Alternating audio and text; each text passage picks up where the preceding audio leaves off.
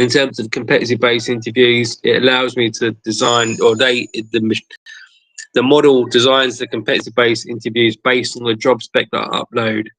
But I think as I hit my late 40s, it's, even though I'm trying to grow healthy career nurses, very early career advising brand, and find a new career, they kind of align together. It's still difficult because I don't get disheartened when I don't get that job. But what usually happens is my performance is increasing in a space of 4 weeks, or less than that, I think. I'm on my fifth interview, which is really good. So I found out that I'm really good at job applications because I'm targeting one brand, which is East Sussex County, or East Sussex County Council, I should say, because I feel they've got a lot of good jobs. And sometimes people, put down an organisation, the council, they should do this, they should do that. But I think the structure is good. They have a good training program. I've done my research. And even though 2 jobs I've applied for, gone for interviews, I didn't get. One interview I had last Friday was very positive, so I feel good about that. And I think sometimes when we're trying to find a new career, it doesn't matter what age you are, it's a bit nerve-wracking. And don't forget that AI is going to automate 40% of most of the jobs in the world. That's pretty scary. So hopefully I can share my story, my journey. I've recorded one interview so far, and I've not had time to edit it yet, but I will try to, bring it out on my platform as best I can. Today's interview I'm going to record as well, and use that content to help people build frameworks of development around. It's not just about interview preparation, CV writing. Imagine that you're sick and you're going to hospital, and each appointment, nobody's there with you to try and give you feedback and help you along that journey. And I think, to be honest with you, that's the better way of trying to find a career. Is you need support, the emotional support along with that, because it's all you.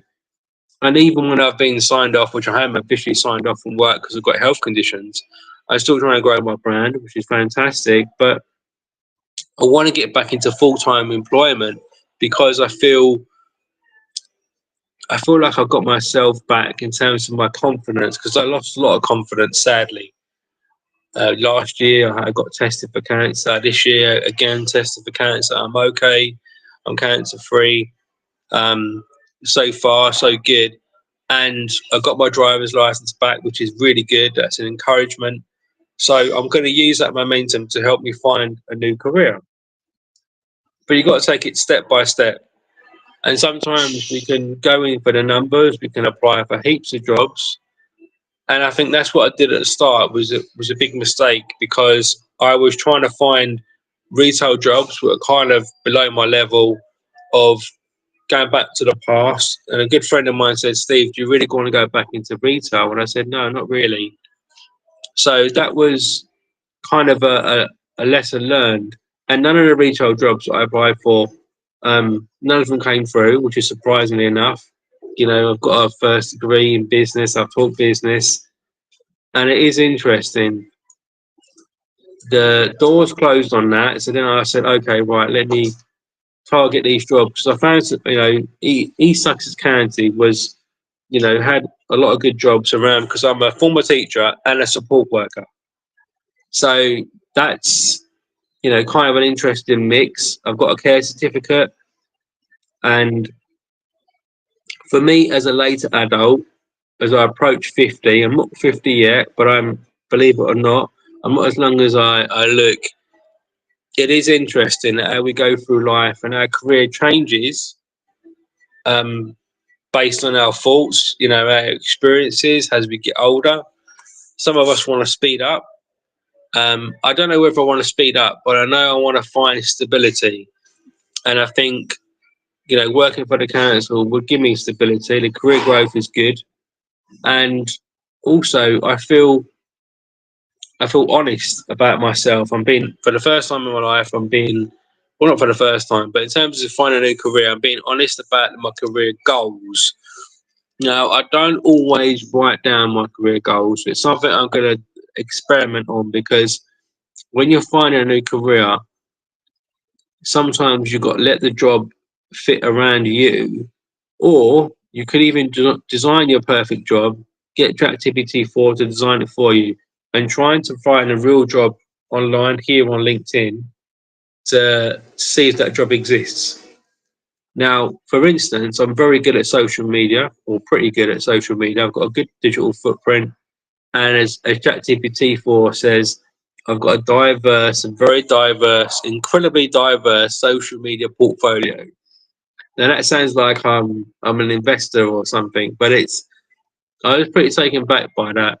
But then when I started to apply for jobs on LinkedIn around social media, and you look at the applicants, like, it's so competitive, over 100, 100 people, and I've never landed a job on LinkedIn, which is a shame, because I think I've got a good skill set.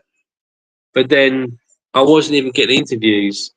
So I had to change my framework around finding a new career. And I found East Sussex Council, and I'm going to stay with that. I might look at other jobs, because I think LinkedIn's very good at notifying you of jobs that come up, but it's too good, and it bombards you.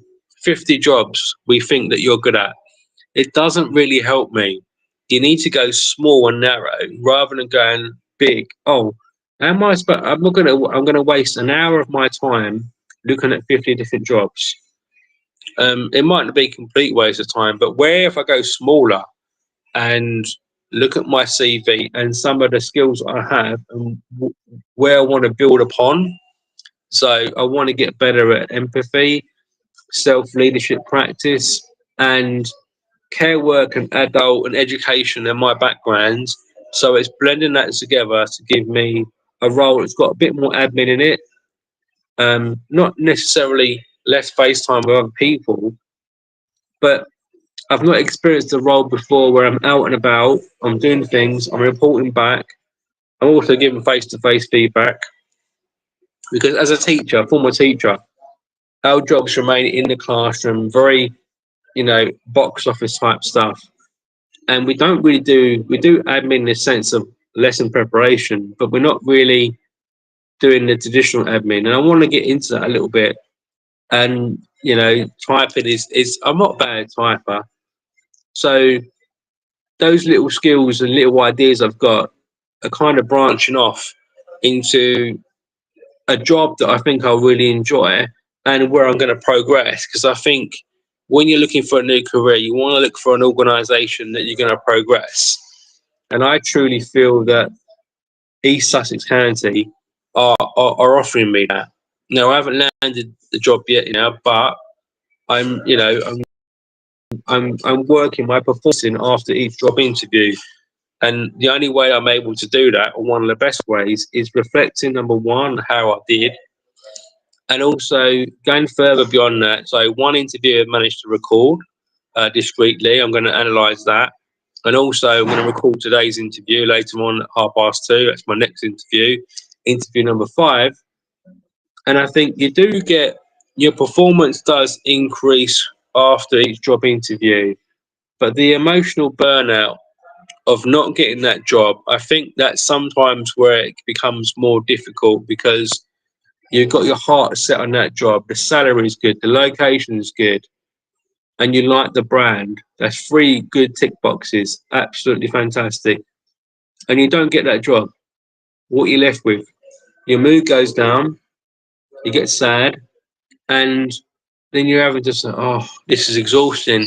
And I'll be honest, the last time I put myself through a high-end job career search was a year and a half ago, when I was last back in, it was only part-time employment, but it took me so long. And it was only really, I felt I performed really well at the interview because I got the job, but there was passion there. We connected, and it's been a long time since I've been to a job interview or found a career where I've connected. Teaching really took it out of me, and because I have epilepsy, it was very difficult. So I think sometimes you've got to bear in your health conditions. Not, it's not every employer is going to be understandable, and I think you have to be real with your search and try to find out. One of the best interview questions that I can answer is, what do you do in terms of wellbeing support for your colleagues? Because if they're not going to support you in your journey, because not because you literally got a health condition, we've all got different conditions, but how we support each other, because no job is easy. You're going to have stress. Stress is in this world, and being a former teacher, and I think it's really important coming from a stressful job that we want to collaborate together, put our arms around each other. We ain't going to be best friends, but we might be good work colleagues that can have a good working relationship, and we're not afraid to say to somebody, I'm not feeling great today. I'm not talking about the cold or the flu, but emotionally, you're feeling drained because you've got a heavy jobs list, for instance, and you feel you're not getting supported enough. We need to be open about this kind of stuff. And I think that's when you're looking for a new career, you want to try to find out if your work ethic, if you as a person can fit into that culture.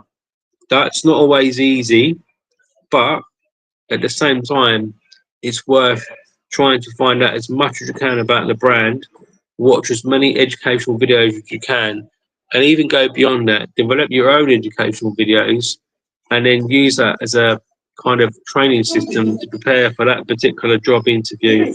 Or some big firms still have assessment centres where you go through a series for assessments. I haven't been to one of those for a long time now, and they are tough.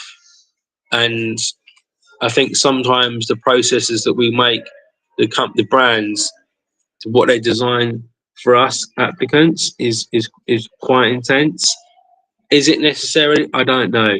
Um, Assessment centres are hard. I enjoy some of them. I enjoy meeting other people, but you always feel, if you're in that group exercise, you always feel like, yeah, there's always one that's competitive. There's always one that speaks a lot. There's always one that's quiet. In my experience as a humble former teacher, these are some of the things I've experienced. Anyway, folks, I'm going to talk for just 2 more minutes. I'll keep these live talks up to 15. And this is only episode 1, but I hopefully I've given you some information, some insights around, job hunting and career searching. It's really the emotional deep side of finding you again, because you can look at a salary, for instance, and you can find out, okay, it pays 50 grand, 60 grand, 70 grand, 40 grand. That sounds good and gives you stability in your mind, but you need to find out whether that particular job role is going to be fitted to your culture, how you work, and what are the values that shine out for you, and can you do the job? So going through the job specification, try to find out, read each sentence slowly but surely and say to yourself, have I done this before? What's the closest that I can give an example for in the interview? So thank you so much, folks, for tuning in. If you've watched this live, fantastic. I really appreciate it. Job interview 5 today for me, later on this afternoon, 2:30. It's working with the potential homeless or homeless. So it's a very care compassion role, which is, kind of my skill set. I don't know whether it's too sensitive. It's only lasts up to March 2025, but I am going for it because the job description fits my personality, and I've done research around that.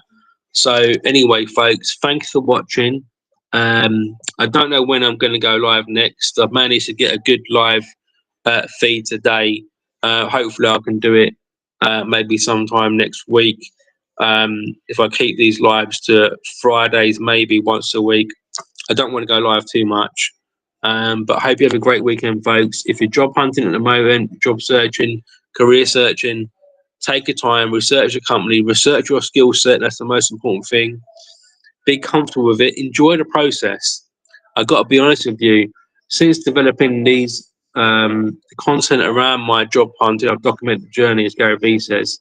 I've enjoyed the process of finding a new career a lot more, especially someone like me that's 46, edging towards 50. You want to find yourself stability and happiness. And it's not always easy, but take your time, step by step, write things down, read, watch videos like this, follow me around my social media network, and I'll give you as much content as I can around finding a new career. Thanks for watching. Have a great weekend, folks. I'll see you soon.